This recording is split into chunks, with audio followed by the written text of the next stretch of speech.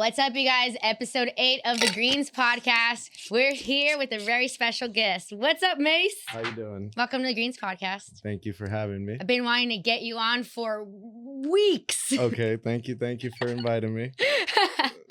Yes, that's for sure. So we're actually going to kick it off with, of course, a bong rip off the mota. So you got the 18 mil. I got that one specifically for you because I was like, you know what? He's going to have to smoke hard right here. Yeah, no and doubt. of course, I got the 12-inch. So what are we smoking on today? So I don't even know what you're smoking on, but I grabbed one of your packets right here. So to my understanding, people grab your seeds, grow them, and then send you the flower. Yeah, they'll send me the flour. They'll send me the hash. They'll send me their selection that they made. They'll send me seeds that they made with the seeds that I sent them. Like, yeah. How does that make you feel? It's like, it's still surreal to this moment. It's like, whoa, like, how do I even grasp this moment and try to make them feel the same love that they gave me to the best of my ability? Because there was a point where I was getting a lot of this, and it would be a full-time job just to show the love back, to say the least, Yeah. But lately I've been more aware of that, and I've been like, all right, thank you, XYZ. I actually consumed it, and here's your shout out and everything else. I mean, it is like you had said off there, you called it like a full circle moment, kind of like the circle of life in the way. So this is Dulce de Freak. Yep, Dulce de Freak. Oh, is it dulce like Italian? Well, you know how, potato, however you want to say it. Dulce. That's how you say it. Because like dulce. Shout out to my last guest, one of my last guests, Lucia. My tia's name is Lucia, but she's Lucia because she's Italian. Okay. So that's why I'm always like dulce de Freak, because it's a Latino podcast and we're talking about Latinos in Canada. Yeah, we say dulce where I'm Dulce. from. Dulce de Freak. Dulce the Freak. Yeah. The Freak. The Freak. Number 4 as well. So that's what I'm smoking on. You're smoking on something different, right? Yeah, I'm smoking on Zope Smalls from Angel City Farmer. Okay, well, awesome. And Cheers. Smalls is just the size. It's not a genetic thing. That's like Smalls. It ain't nothing but a thing with the size. Cheers.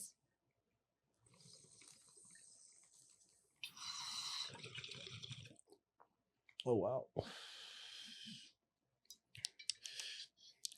Yeah, I've had that in a jar for months now, and it still tastes good. I just cracked it today. Really good.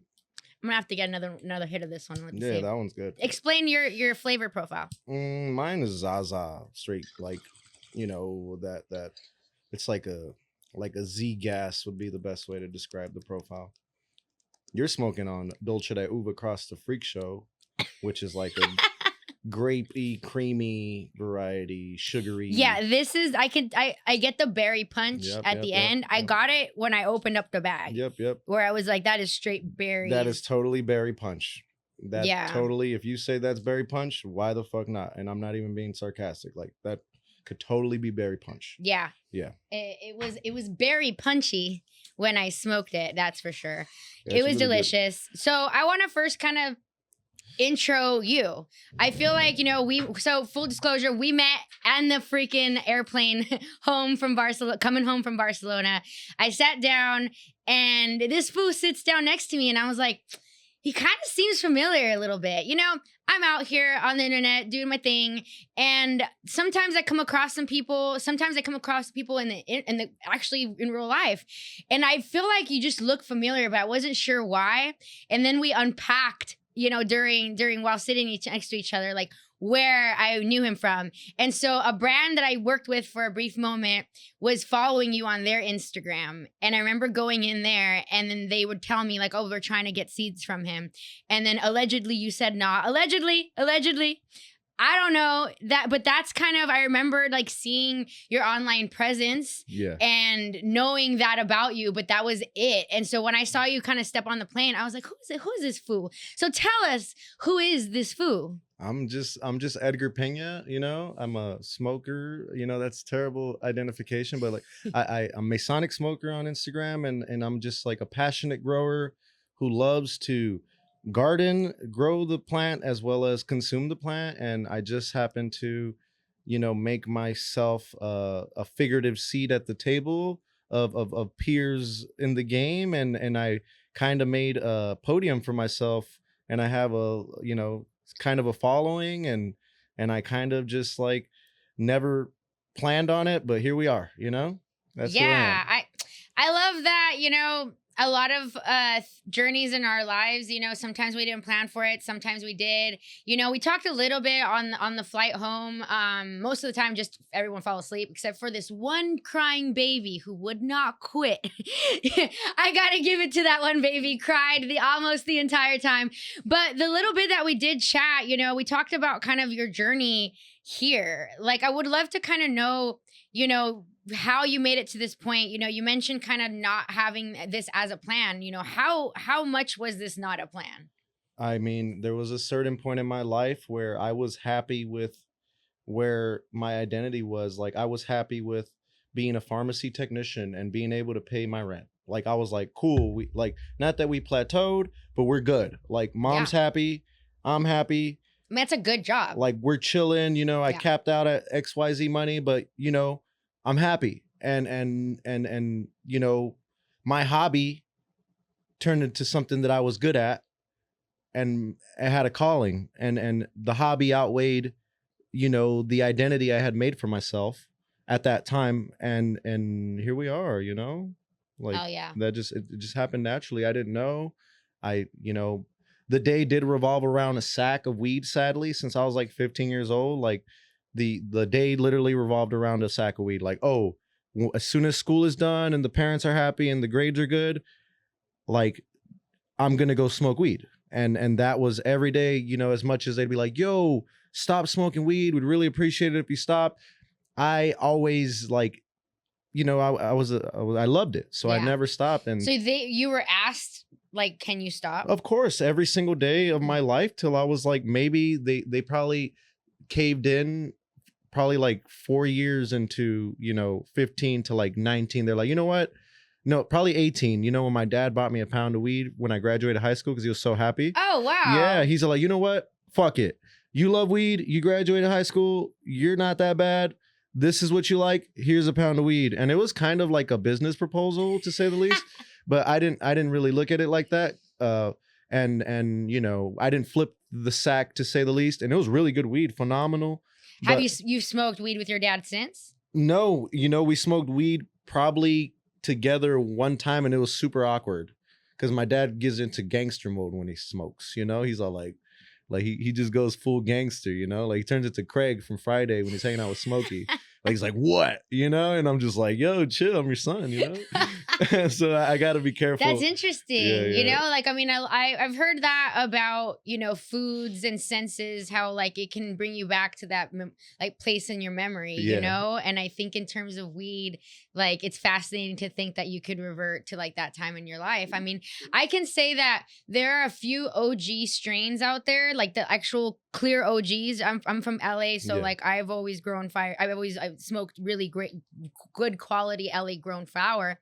But I feel like the OGs, when it gets you in the back of the throat, that does take me back to like a garage somewhere in Whittier, blazing it with the homies. No doubt. And it's a time machine. The seed, the weed, all that is like a time machine. It takes you back to that time, especially when you haven't had it in a moment. Like it could really remind you about a time you might have forgot too. You know, it's like, oh shit, like damn, lavender, fuck, I haven't seen lavender in forever. You know, I think sometimes being around weed so much can spoil you, right? And I think I remember those days where you just get a little bit of weed and like touching it and being like, this is what I have. This is what money got me. Or being a girl, this is what whoever gave it to me.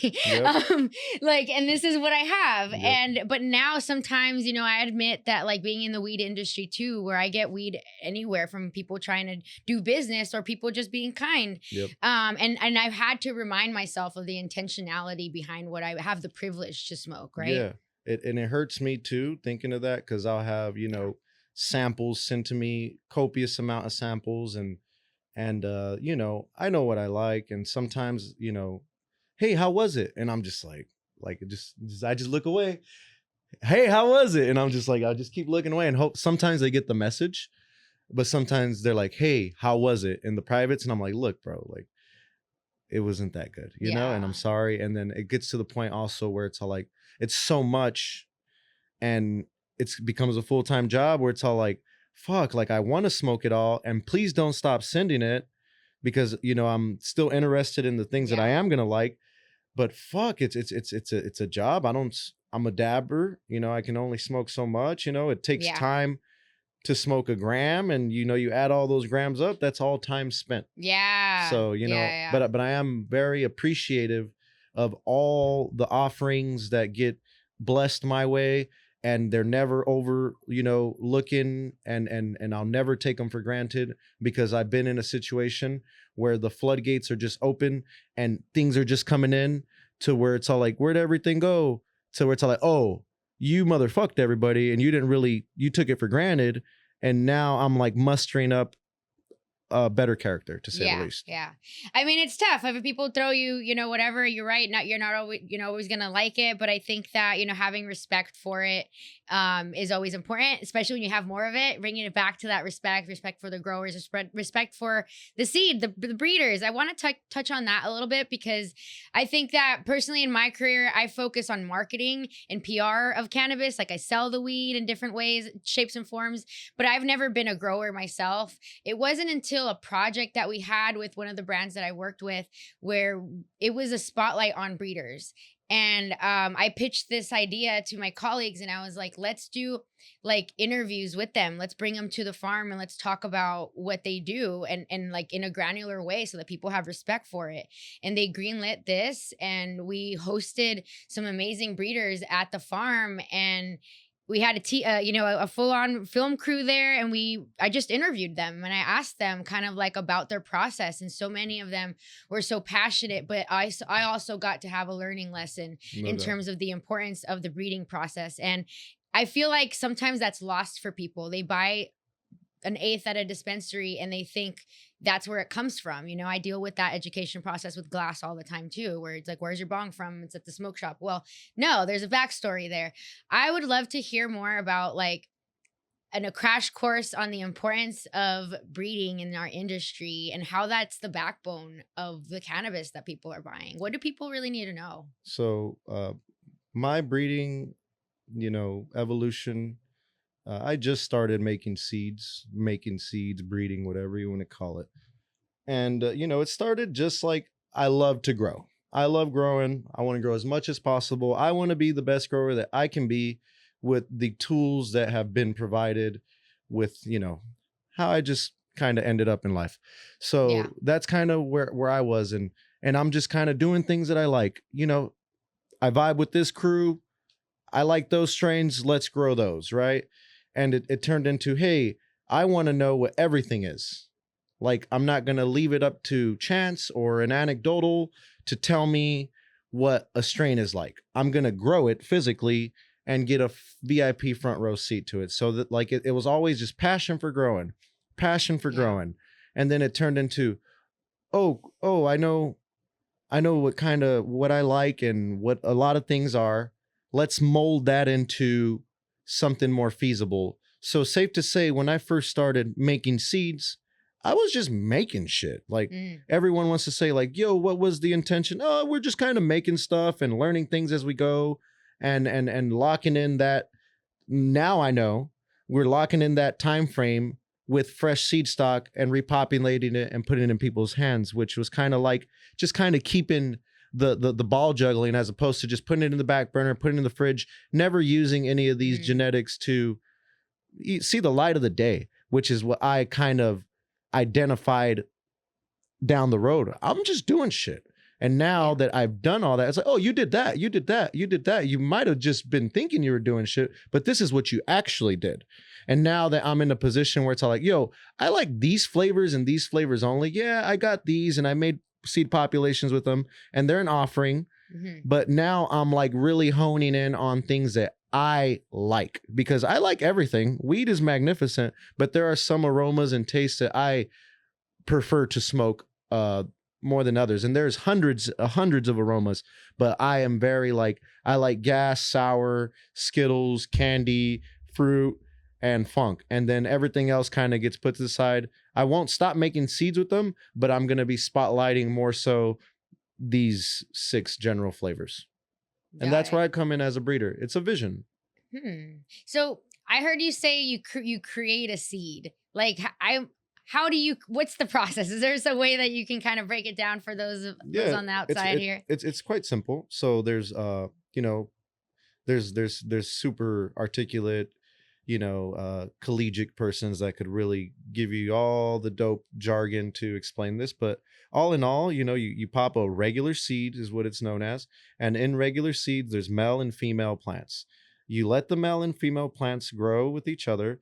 And when that male pollen hits the female pistils, that's when it'll pollinate the female. And then instead of just seedless flower growing on the female, you're going to have that male genetic inside that seed that's growing on the female with half of the female as well.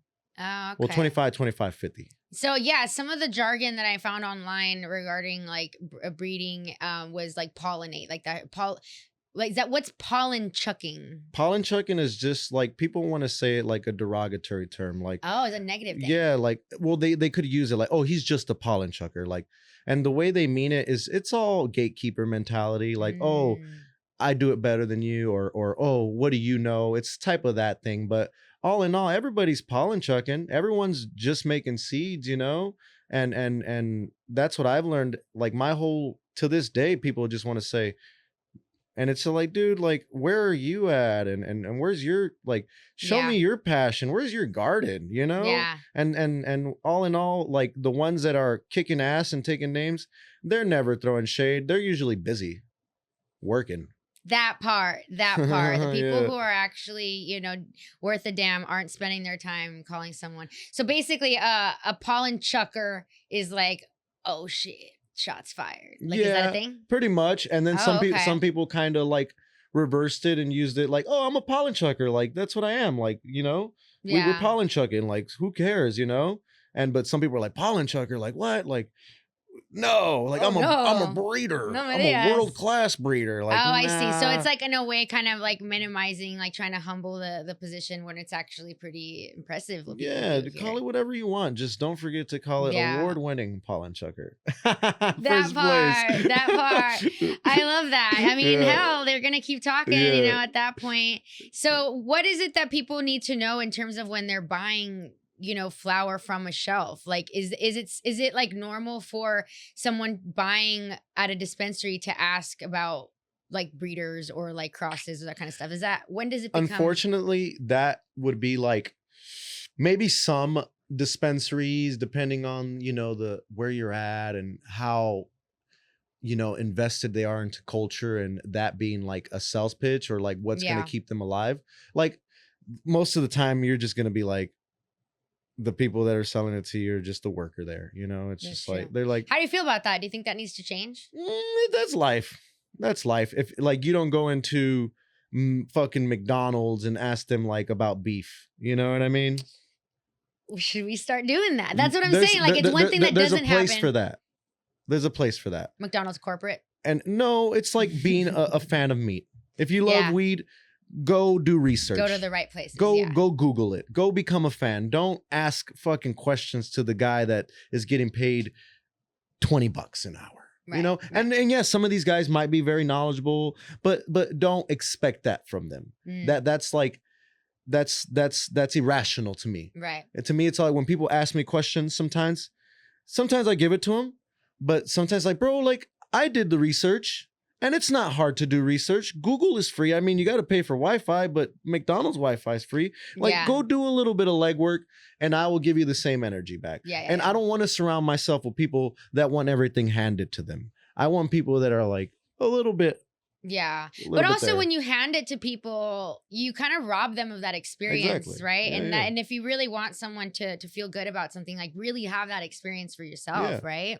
So I kind of want to go back on your timeline a little bit. So you graduated from high school, but then you ended up doing the pharmacy tech thing and then launched Masonic Seed Co. Like how I think how far after like your pharmacy tech life did you start the seed business? So timeline goes a little like this. So I graduate high school and I have a kid almost immediately. And I just end up working at odd jobs. Like I worked painting with some random dude I met at a dispensary in San Pedro. and then I worked demolition in Gardena, Alexander's Demolition. And then I worked at a sausage factory in Gardena, a Korean sausage factory, literally making sausages. Prior to the sausage factory, I was working at car washes, washing people's cars, like ghetto. Like I wouldn't even know if I was gonna get paid that day. I didn't even care what I got paid. I was just happy to get something in my hand at the end of the day. And then it was car wash, sausage factory, and then I ended up working at a giant bicycle warehouse, just like unloading trailers all day, stacking bikes and shit. Not the best job. And while I was at all these places, I had went to pharmacy school somewhere in between. Like it was like a year thing. It's just pharmacy technician school. It's not like the doctor. I'm the pharmacist helper. And somehow, some way, like I was always scared to get a job with pharmacy, like anywhere, because I always knew I was gonna piss dirty. But I was so tired of working the labor shit that I just applied to like pharmacy places, Right It included. And right there in Paramount, shout out Muhammad, man. Muhammad said, fucking did my interview, gave me the thumbs up. I did my piss test at corporate. We Jimmy rigged the piss. And next thing you know, I'm a pharmacy clerk. And I'm working at the pharmacy. I had to do one piss test promotion or two, and we Jimmy rigged both of those. So like I was working at the pharmacy for 5 years as a normal worker, no problems with my boss. As a matter of fact, I excelled. I did everything as good as I could. Came in with like positive attitude. I didn't give my I'm at the pharmacy, so these are monthly people that are locals. I like really made it my job to not give them a hard time. I was just really like, that's what I did in every job that I ever had. Yeah. And that just kind of helped me build my own business, because I always was impeccable with everything that I did, whether it was fucking pressing a button all day or, you were going to press that button. Yeah, I was going to press it better than the next guy all day, or just running my own spiel. But it like, I'm at where I'm at, and I know I'm always could be better, but it's just it's a day-to-day thing, ebbs and flows. So you launched Masonic Seed Co. 5 years. So your dad kind of like, I feel like if your dad's proud of you for graduating high school, like, is he proud of you in terms of you launching your company? Fuck yeah. My dad's he wears my shirts and stuff, and he tags me, and he'll be like, oh, today's vibe. And he'll have like a picture of him in his Masonics t-shirt, and I worked at the pharmacy for 5 years while being an Instagram presence. And I would like run my Seed Co. I would go live every 15-minute break at Rite Aid, embracing everything that I had. Not, like 15-minute break. What's up, guys? Blah, blah, blah, blah, blah, blah, blah, shoot the shit. And people knew me for that. Wait, so you have fans and supporters who have followed you since the pharmacy tech days? I've had people that watch my kid grow. That's pretty beautiful. Yeah. I think that this community can be hard because there's so many fucking haters, but there are also people who are so genuinely kind and want to just know like about you. I saw this one comment about you on a Reddit thread, and this one guy, he's just like, I don't know, man, but I follow him and I'm just going to support him. Yeah. And that was a really nice comment. And like, some people were just like, the fact that he went as far as to like comment on a thread about how he's just like, I'm supporting this man. Yeah. And Reddit, I remember when Reddit started like talking about subjects like breeders, and myself included. I could have went in and chimed in and gave my 2 cents, but it's like, dude, let them. They don't know me. Yeah. Like the ones that know me. The ones like, I'm not here to walk on eggshells or act a certain way to gain a demographic.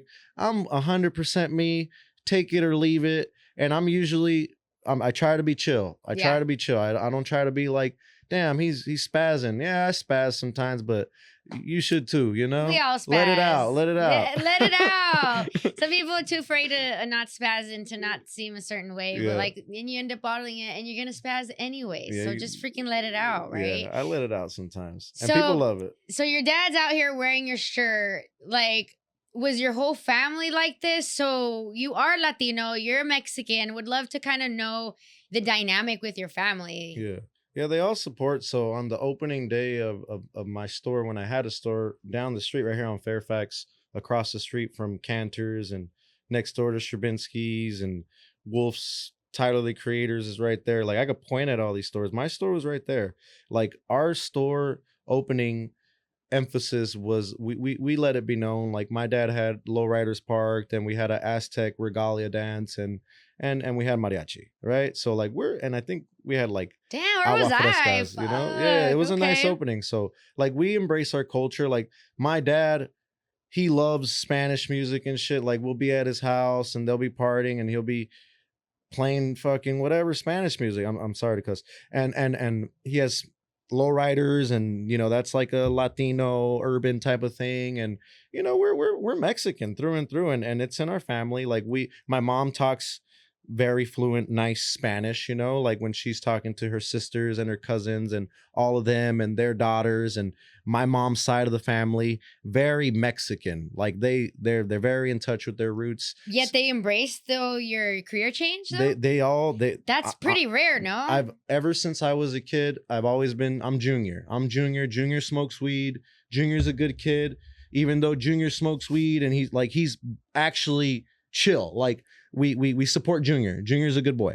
And that's always been me. And Junior just so happened to be like this internet personality dude who we don't really know what he does, but we love Junior and we got his back. And it's a big family. Like it's not like some. I mean, that's really that's good to hear. Yeah. But like, you gotta kind of acknowledge though that what's not for a lot of families, right? Nah, some families, like I trip out. Like you know, there's people in the Instagram community that are like, oh, you know, like I'm getting kicked out, or I live over here because things aren't good at home, and I just trip out. Like it's unfortunate. Like we have really strong family values where I'm from. You know, like my mom, my dad, everyone, we all love each other, and we love each other at different capacities, but we always got each other's back. That's for sure. Well, that really warms my heart, you know, because there are so many Latino families that it's really not the case, right? Like, there are people who even just smoking one little bit, they'll have their entire life, you know, thrown upside down, you know? No, my parents don't hold it against me. They embrace it. I go to their house and they have a family function. I'm rolling up in the kitchen. You are rolling up in the kitchen. And their friends come in. I don't give a fuck.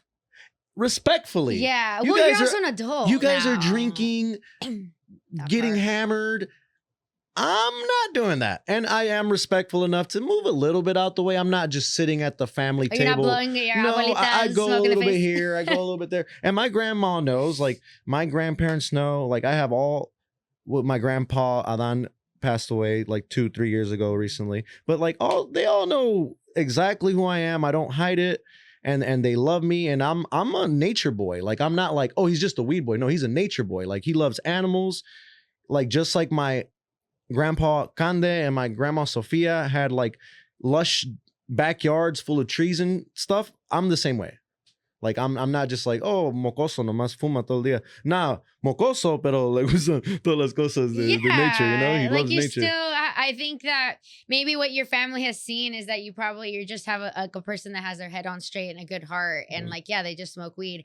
Other Latino families, like, learn from this right here. Like, you know, if you support your kid and I think shower them with love and have boundaries, you too can have a kid that has a professional seed company, right? Like, I would love to touch a little bit more on like, do you have advice for some of these Latinos that are suffering right now that cannot be themselves? They're dealing with family members who do not accept them. Like, I think that being a Latino in cannabis, a lot of people aspire to be you. A lot of people aspire to be, you know, people who are in the career, doing anything in this industry. And people in states like that are so bad to even smoke one actual joint look at us and they're like, damn, they get to live in this completely different world. Like, what's some advice you have for these folks? I have to be a little stern about this, right? But it's all up to you, right?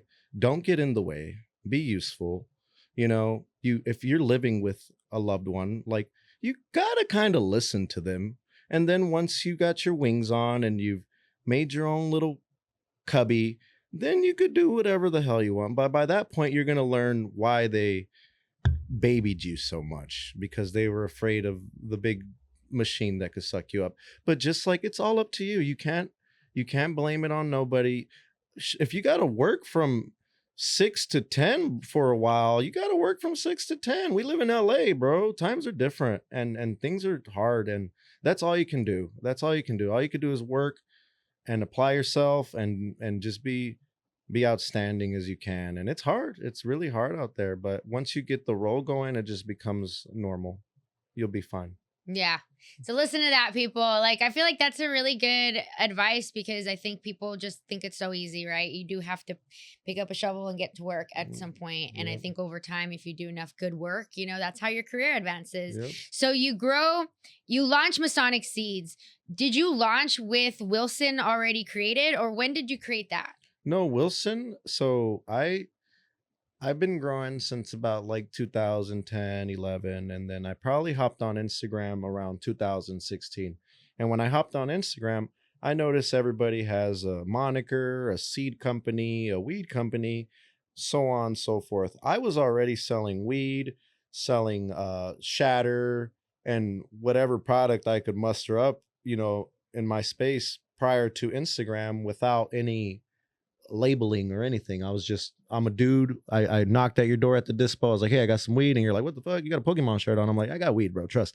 They look, the price, something they can't deny. Next, you know, I'm a regular there and I'm selling there. So I did that for like 3 years, you know, into my grow career prior to Instagram.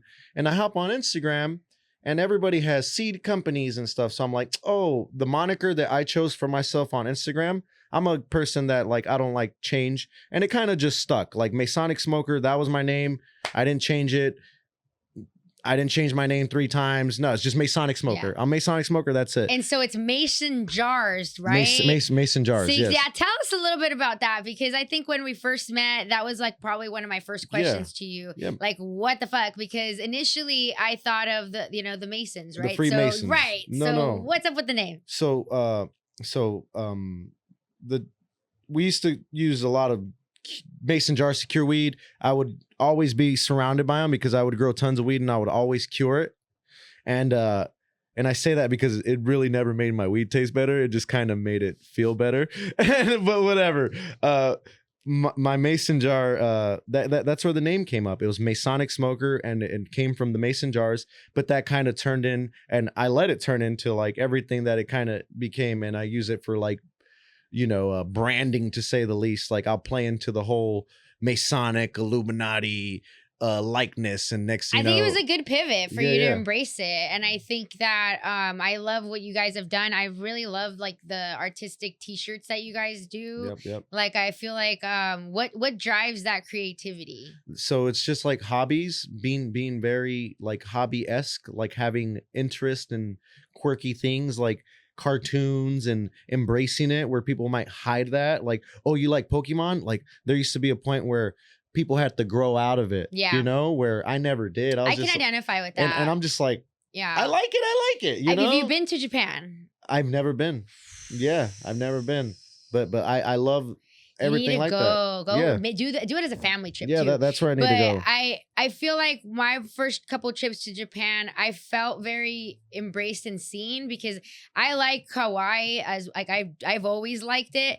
But like as a kid, I had everything Hello Kitty and Pachaco, and like I loved Sanrio. But it's something about getting older where people start looking down on you if you like this stuff still. And that's something that like I always like didn't like that shit. But then you go to Japan and you see that it doesn't matter. It's part of life there. Yeah. And it made me feel very seen. So there's a healthy way of unhealthy way of liking things like that too. But for the most part, it's fine. You know, like I never was like, yeah, I got to throw my cards away or forget about them, but I never really forgot about them. And as I got older, I always like, I wasn't ever a cool guy. Like, oh, this is a weed page. Everything's got to be weed. I don't give a fuck. No. Pokemon time. you I think your posting style. Tell me about your posting style, because like I think that the way I see it is like sometimes I will open my phone and I'm like, oh, okay, Mace is out here. That is a cat's face. That's, you know, okay, like what's going on? So like, are you just posting kind of what's in front of you? I mean, I like my posts, right? Like I didn't say I didn't like them. I'm like, wow, good. You're chilling. You know what I mean? Like my cats are beautiful. Take a picture. Like like remember the phone, the camera. You couldn't. Don't take a picture. Don't take a picture. You know, we only have 27 shots left. Oh, like, you know, those kind of, yeah. I used to take a camera thing with me as a child to Mexico to capture the moments.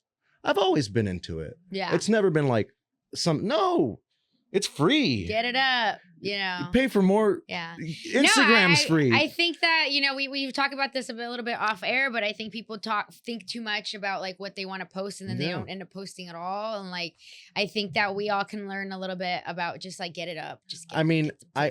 I've had my page deleted 10 times over at 50,000 organic followers, you know, and it's just like, I think I got a little something figured out, you know, on like, there's a way of having your company page where you do marketing and only company stuff. There's a way of having your page and you could trinkle in some marketing. Who cares? Yeah, you can still be yourself. You can do whatever you want to do, but there is a way of separating everything. And like, I'm not going to let, like we have our seed page, we have our podcast page, we had our Fairfax page, and I have my main page.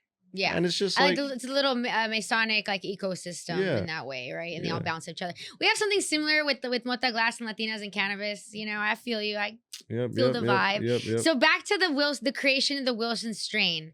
So you create that one, and what made this one pop off instead of others? So I'm making seeds. I had made like a Tropicana hybrid at first, and people were into it. And then there was a popping company at the time. They're still, you know, some people still miss them, and they're called Oni Seed Company. And Oni Seed Company started kind of co-signing me, bringing me around, taking me to festivals with them, vice versa, right? Like, whatever, I start hanging around with him and just being with him too. You know, it's I'm somebody of stature too, and I respect myself. And next thing you know, people are like, oh, like you're important because you're next to him. And I had made some seed stock that was important to the guy I was working with, and he bought that seed stock off of me, kind of like a ghostwriter. Like, oh, like I'll take that and label it as mine. But, you know, transparent, but don't ask, don't tell type of vibe. Oh, okay. Right? Like, oh, I have a demographic. White label. You have a demographic. Yeah, but not really, because he's not out telling everybody. But whoever's watching the journey, they know. Yeah. They know I just made these. I show everything. Whoever has a brain will be able to be like, oh, of course he sold it to him. Yeah. Of course he renamed it. Of course, those are Mace's 5 strains. And if the guy that I used to deal with goes back to the perception thing, he'll never go live. He'll never do this because it's like a mystery thing. It's all like, you have to put the story of what this person is in your head. And usually it's grand. Whereas I'm just me. You know, so I sold my seed stock to him. He named one of my varieties, the Castaway Tropicana F2. He coined the name Wilson. And that's where Wilson, the whole vibe and the whole perception thing kind of came from him. And people were like, Wilson, Wilson, Wilson. I'm like, fuck, Wilson. It really came out. I caught on. And all organic. Yeah. Till this day, I don't really name strains unless it's just very organic and it's easy. But I make so many strains at any given time that it'd be like disgusting to be like, let's name these 150 strains. So I think that's interesting to me in terms of like being able to, I'm still kind of stuck on like the creating the seed part. Like, is there a finite amount of creations that can be made, or can people like just continue to cross and create? There's only so many key aromas, right? But you know, the only way we're going to find the new stuff is by creating new stuff. Yeah. Or just like finding new stuff. And it's a lot of experimentation, right? Finding some recessive gene that we unlocked by doing massive populations and just working and just finding that new next best thing we're going to highlight, whether it's something old that we recaptured or whether it's just something entirely new that no one can say is old. And in your opinion, does that move the industry forward, or does it kind of hurt it in some way? No, that's all progress. That's all evolution. That's all what I want to see. You know, I don't want to be stagnant. I want new stuff. What do you say to those people who are like, no, we need to preserve these genetics? If there are certain people who preserve are like that. genetics, but there's so many people in the world, and there's so much space, and there's so much time, that those people are going to exist, and people like me are going to exist, and people might not be super hyper focused on preservation, but they do little preservation things here and there, whether it's just keeping a elite clone around themselves amongst their evolution process or not. Yeah. Like there's people that do that, and Yeah, and that's not going nowhere, and that's how I feel. It's just like everything we do, that like music, there's still people that love punk, Yeah. and they keep it alive. Yeah, yes. I mean, I put on the Clash every once in a while to remember what it was like being a young punk girl in Whittier. That's how I look at it. Like everything is, people want to be like, they generalize, and it's kind of a pessimistic view of looking at things, but it's just how much knowledge you know as a person in that trench, that I'm like, oh, you don't know what the fuck you're talking about, because that stuff's alive and well. You just got to go look over there. Some things are very like, oh, that we haven't seen it, and it's kind of hearsay, and we try to capture that light, to say the least, and we're open-minded about it. Oh yeah. Yep. It's such an interesting world. I feel like I'm scratching the surface. So tell us about Free Seed Day happening April 12th. Yeah. What's going on that day? I did a little bit of online sleuthing to figure out. So this has its own Instagram page. Is this part of the ecosystem? It all turned into part of Masonic. So Free Seed Day is an original concept that I thought of myself, and people have been following suit and doing it amongst their own locality, you know? And I came up with this concept because of another hobby that I'm into called comic books. And there's a day in the comic book world that they do annually, and it's called Free Comic Book Day. And when COVID happened, they had moved the comic book everything. Like comic book stores were closed, everything stopped, the world stopped. And I had opened up a store, and they moved the day comic book day was, and I had totally forgotten. I'm sitting at my storefront, I'm sitting on my bench, and I'm looking at all these people at the comic book shop, and I got FOMO, and they're at Free Comic Book Day, and I'm just like, what? And then I'm like, Free Seed Day. I'm gonna do a Free Seed Day here at this store, and I'm gonna do it in, like, I think I had done it like 5 months from when I had thought of the idea.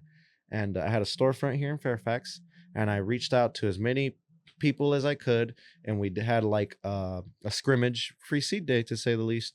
And that was the first one we ever had, and it was in I think we did it in September, and then ever since then we started doing them in April, and we've had 5. This will be the 5th Free Seed Day that we've had. And you know, last year I want to say, you know, we had accumulated maybe about 1,000 people that went in and out the door that we went to, but it's pretty massive. It's all for the culture, it's all on the strength, you know. Like, I will literally make an extra X amount of money just to buy a venue, just to do this. I don't care. It's for everybody. And I reach out shamelessly to all my breeder roller decks of homies, and whoever wants to chip in, God bless your soul. Whoever doesn't, no hard feelings, but we're going to do Free Seed Day with or without whoever. So basically it's people donate seeds from all your Rolodex of breeders, and then anybody can show up that day and get free seeds. Hopefully 1,000 people. We don't want to see, if 5,000 people pull up, I'll have something for you, you know. But like, we expect realistically 1,000 people to walk in and out that door, and we do have enough seeds for about 1,000 people, and all you have to do is show up. And so do they get like a handful of seeds, like one seed? Like what are the expectations? So last year, everybody left with at least 5 packs, right? And that's a lot. But if you get there early and all the nice stuff, you get more than that, because there's breeders there, and there's people walking around, and there's people backpacking it, and you're just going to meet so many people that you're going to leave with enough stuff to make it worthwhile. You know, I know for when I go to Free Comic Book Day and I have to get, you know, I get to choose the books that I want, you know, they usually have like 5 main reads, like they have DC, Marvel, a cool Power Rangers, and a Sonic, and everyone's like, oh, I really want those. And then they got like a bunch of random shit, and they let you choose 1 of the cool ones and 3 of the random ones, right? And that's all you get. You get 4 free comics. Every seed day, you get a whole bunch of shit. Like, you get way more than that, you know? So do you find that people come and then hang out and then trade?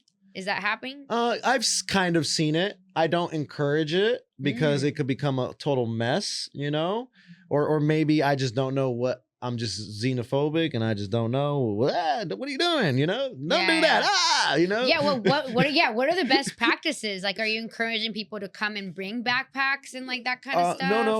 And So we, if that's what you want to do, we can't stop you. We don't encourage it. We encourage you to send your stuff ahead of time so we could divvy it up amongst 1,000 bags. So everything go as fluid as possible because we don't want you in line handing out to only this set of people. And now you got these assholes walking over here, fucking up the line. Like these are all just things I could anticipate, right? And people are like, hey, but I want to, whatever, dude. You're gonna do whatever the fuck you want to do. But this is what we want. Yeah. You're gonna do what you want to do. And people know every year, this is how much time you have. You have, if you want to do it in 2 years, you got 2 years because we do it every year.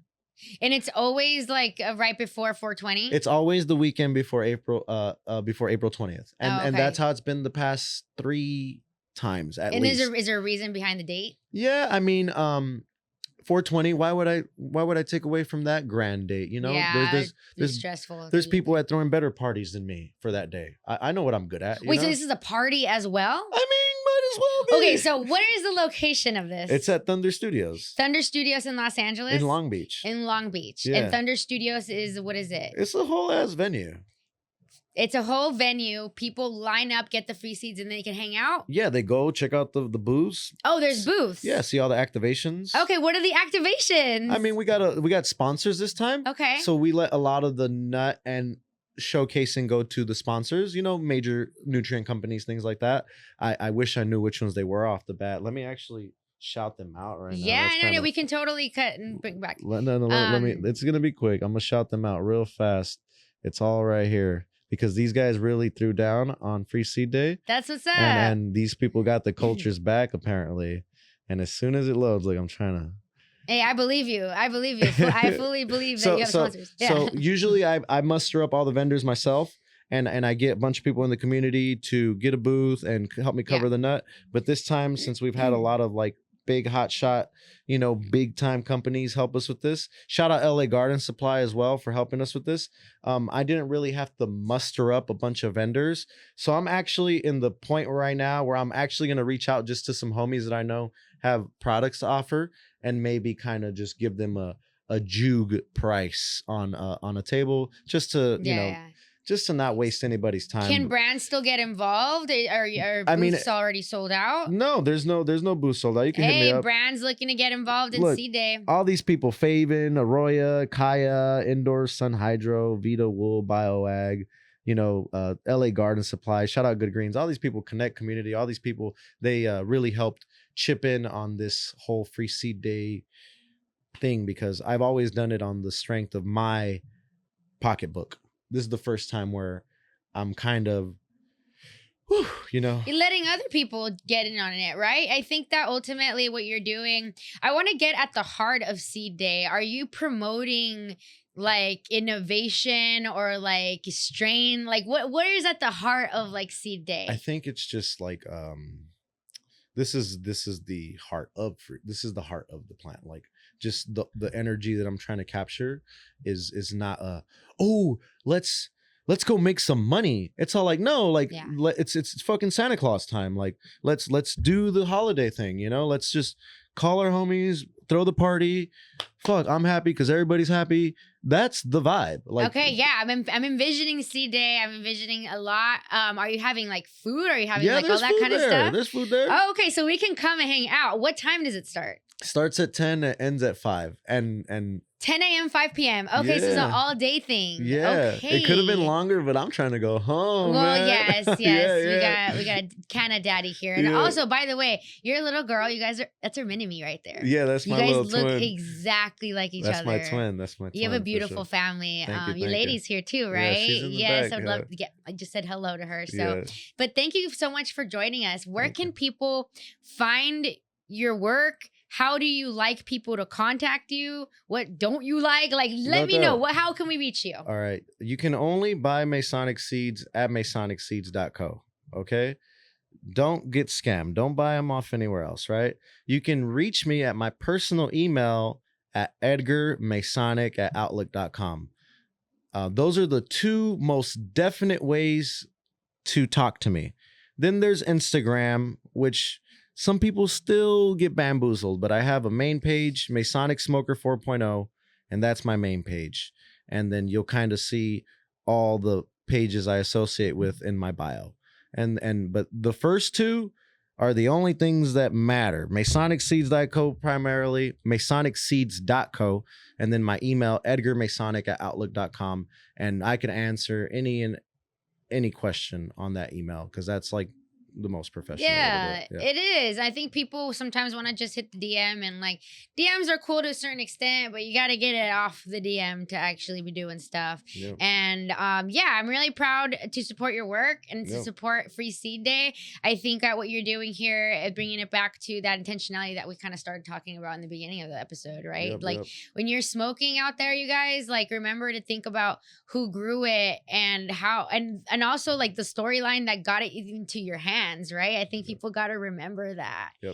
Know your farmer and also start farming yourself, right? Grow some weed, man. I encourage that, especially if you're here in SoCal, bro. Grow, hurry up. Yeah. Any plans for 420? Oh man, I don't know yet. I don't know. I'm so 420 every day. You know what I'm saying? Yeah, honestly, that part, 420 every day. I think that sometimes people put a lot on 420 because it's like, fucking 420, right? And we're like, fuck, what are we doing? And then like, I feel like there have been a couple 420s where I've just been overwhelmed of just, there's so many events and I'm just going to stay home. I get as high as I possibly can almost every day, but I will try to make it to some type of event on 420 because that's what we do. As something, people. Right? Something's got to be going on. I can say that I'm going to tease something right here for the Greens Pod fam. We're going to New York. Nice. Yeah, they invited me. They've been inviting. Like, I think that the East Coast cannabis community is like lit up. I was at NECAN after Barcelona and people are just the vibe of like wanting to work. And I was like, okay. So I get home and I get a message from someone like, hey, 420 is where it's at. So I've been seeing what's up. And we locked it in today. Nice. We have an awesome sponsor that's going to be getting us out there for our first ever Latinas in Cannabis meetup. Congrats. And thank you. But also what we're doing specifically is reaching out to Latinas so that they can grow. Badass. So that's something that we're really trying to educate on. You know, the Latinas in Cannabis community has grown so much over the past few years, but what I've uncovered is so many Latinas wanting to be more curious about growing, but the information isn't there. No doubt. And so I'm like, damn, do we need to be dropping some grow information for the ladies here? I mean, easy does it. That's the best information I got for you. There we go. Yeah. Thank you guys. Episode 8. Thank you so much. Thank you. And we out.